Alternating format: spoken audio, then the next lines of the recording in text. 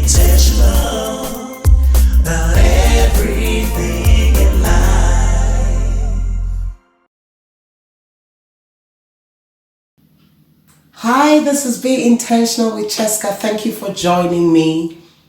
What are we doing this time?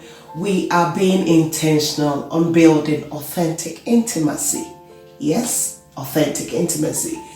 And just before we get grounded into authentic intimacy, there is an area I want us to look at. Some complications behind closed doors that are never discussed, that you don't hear about, or that if you're ever going through, it's just too hard to discuss with anybody. And we're going to talk about that. But as we go into that, let me ask you this question. In your marriage, in your relationship, do you constantly feel married and alone?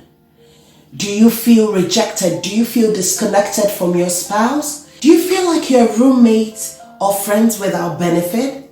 Do you feel like you're begging to be loved, begging to be noticed, begging to be acknowledged or even recognized?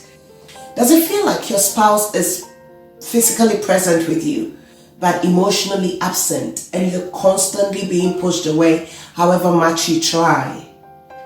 Or are you that person who is intentionally keeping your spouse away from you, keeping a distance between you two, just so that you don't have to be close intimately, so that you don't have to be close physically, so that you don't have to be close spiritually? Now, one last question. Do you have a partner who uses silence to control the relationship that you are in? Or they are there for everybody but not you? Well, that is what it's called anorexic intimacy, or intimacy anorexia. And that is what I want us to talk about today. This is happening, guys.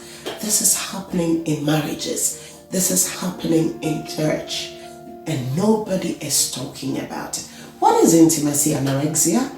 Intimacy anorexia, by the definition of Dr. Wise, is the active withholding.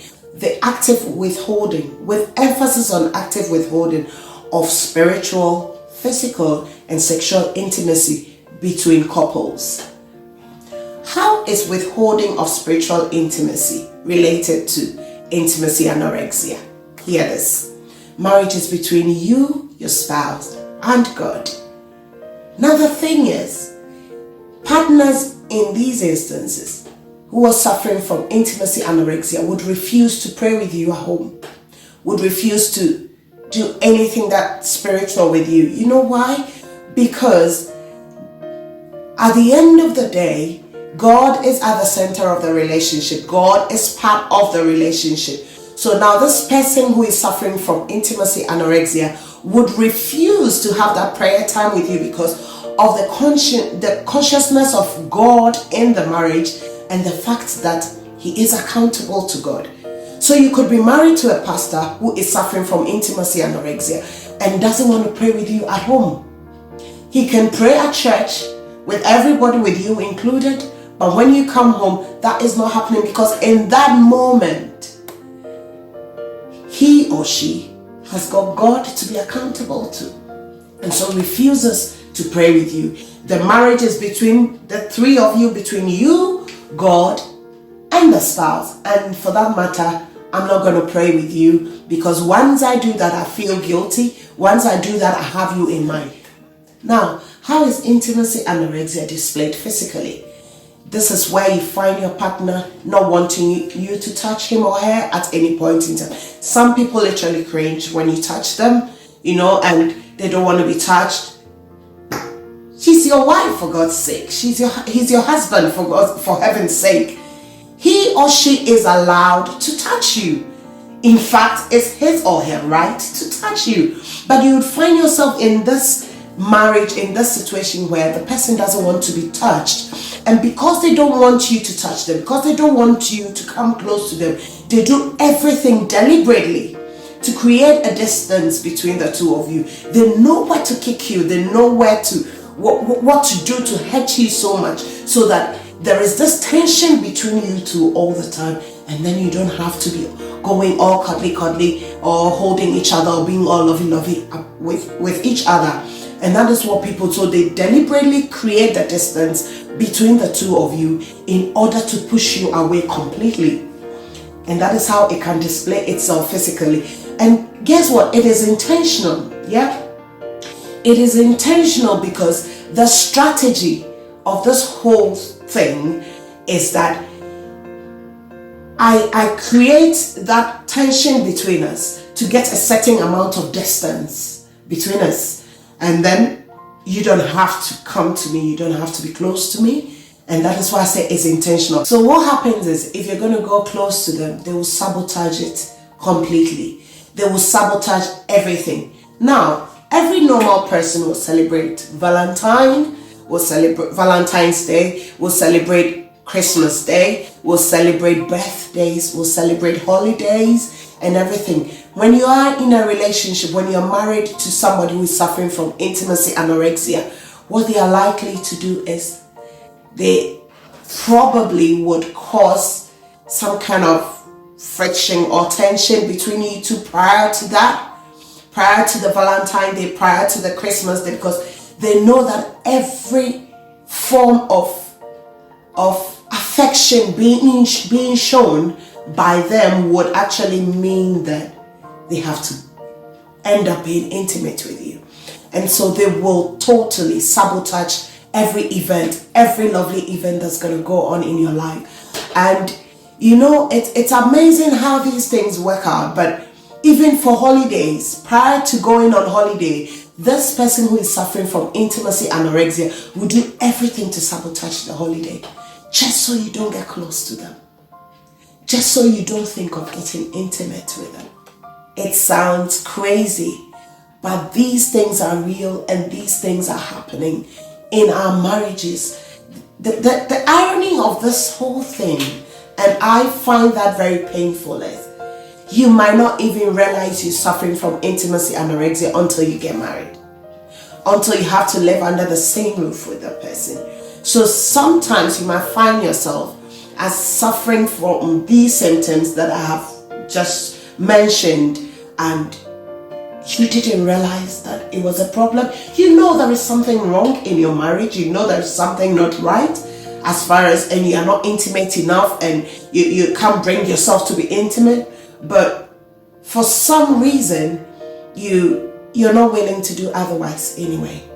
So that is what would happen. They would just not travel with you. They would just not go on holiday with you. They would just not be in that position where they have to be with you alone, and then would have to get intimate with you. That's interesting. Now, sexually, that is the biggest thing. That is the biggest of all. That is the biggest issue in intimacy anorexia. What happens is sex is not happening.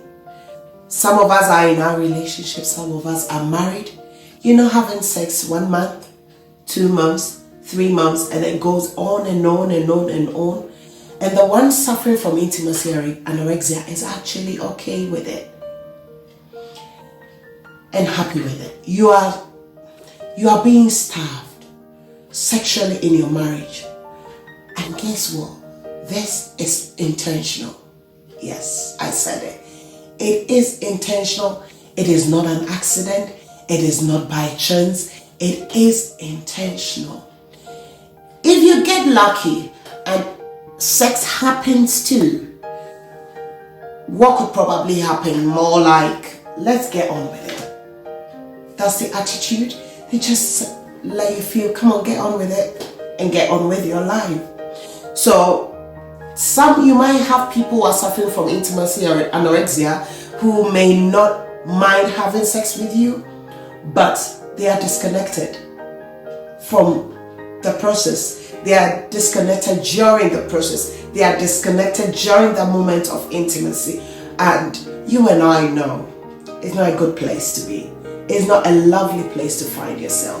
This is an issue that is going on in our marriages. They don't want to talk about sex. They just will not talk about sex. Now, after a month, after 2 months, after 3 months, after a while of not getting intimate with a partner, if you ever bring it up, all you're going to get from them is that all you want to talk about? Is that all you ever want to talk about? That's the response you're probably going to get. As if it's not worth talking about it. That is intimacy anorexia. That person is suffering from intimacy anorexia. And today I want to bring the awareness to us. We're going to go deep into it. The signs, what causes it? What happens when somebody is suffering from intimacy anorexia? How are you going to deal with it? We're going to talk about it. But I just thought I'll give you more insight into it. Now, if somebody just say to you that, is that all you want to talk about? Is sex all you want to talk about? Let's get this straight. Marriage is not all about sex, but it is about serving each other. And guess what? Let me just put it this way. Husbands and wives who serve each other, guess what? They have the best sex. Oh yeah.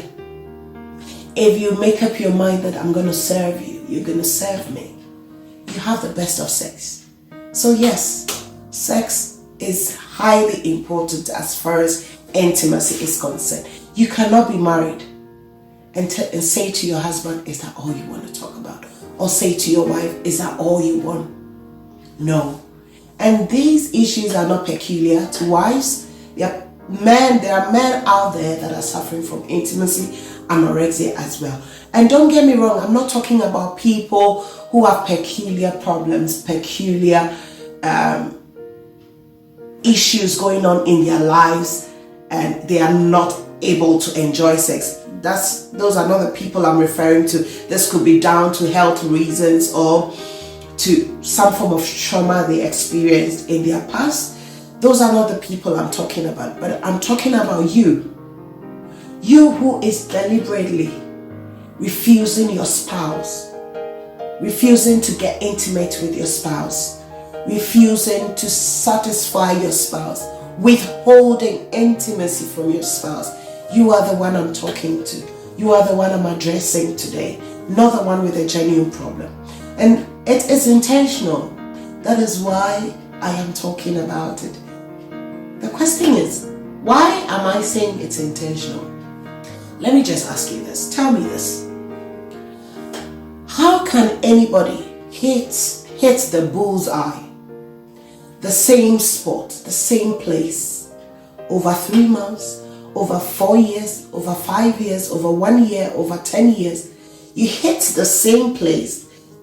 You cannot do that without targeting it. At the same spot by accident? No, it cannot be by accident. It is intentional.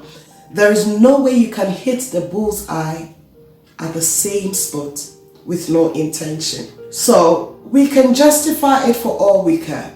We justify it so much that we have excuses as to why it's not happening every day. Probably genuine excuses, we give genuine reasons why it won't happen today. Genuine reasons why I didn't want you to touch me last night. Genuine reasons why I didn't want you to hold me last week. Genuine reasons why I didn't want you to make love to me. Yes, but you cannot continue having genuine reasons for over a month, 2 months, 3 months, 4 months, 5 months, 1 year, 2 years, 3 years. That is not possible, darling. That is just not possible. And that is why I am telling you it is intentional. You are intentionally giving your spouse the cold shoulder before vacations. You are intentionally giving your spouse the cold shoulder before those alone moments that you're going to have with. And you call that a coincidence? No way. It is not a coincidence. It is intentional. And I tell you what it is. Most of us who find ourselves in this situation, this is the deal, especially the ladies, and African ladies to be specific. We just love the idea of being married, but not what marriage is. Simple. You wanted to have the ring on your finger. You wanted to be somebody's missus. You wanted the world to know that somebody loved you enough to marry you, to commit to you. For what? Come on, young ladies out there. If you are a young lady out there who is not married, I need you to listen to me. It is not worth it. It is not worth getting a ring on your finger just to prove to the world that you're loved when you're not ready to put in what it takes to be married. It's not on. And I think most of us, that's the problem most of us are having. Most of us went into marriage just loving the idea of marriage, the idea that I got married, the idea that I could show to the world I have somebody I call a husband, or I'm somebody's wife. But as to what goes into the marriage was not part of the deal. And I am begging you, I'm beseeching you, I am here to provoke you. I'm here to encourage you. That is not on. That is so not on. And maybe you're sitting there thinking, oh, Chesca has been going on about sex and about marriage. It's God's idea because, yeah, it's okay for... No, I didn't like sex. Let me tell you this. I didn't like to be touched. I wasn't brought up that way. And I don't know, but I just didn't. I mean, you hold me and I didn't. But I had to work towards it. I had to work towards it. I really didn't, honestly. And I don't know. I think later in the show, my husband will join me as well as we talk about these things. And he'll probably testify. I didn't like sex. I didn't want it. I had to work towards it. I get it. You don't just keep yourself, as the Bible says, and then you wait for that day to meet your husband and overnight you know how to give your body to your husband. It takes time. I get it. It takes time to understand what the Bible means by one flesh. It takes time to understand the fact that my body is not my body anymore, but it's ours. We are now one flesh and yours is mine. It takes time. But the fact that it takes time doesn't mean that you need to consistently, you need to put in the effort, you need to work towards it. You have to work towards it because that's what I had to do. I had to work towards it. It didn't just happen. And I haven't regretted it. I've never regretted it. Because the thing is, I know some of you are not going to like this, but personal happiness is not the driving force for marriage. I'm not saying stay in the marriage when they're killing you. Stay in the marriage because you're being so abused, you're not happy. No. But I'm talking about where I don't want it. I don't want it, so you're not having it. No, that is not happening. That is not all. Be intentional about everything.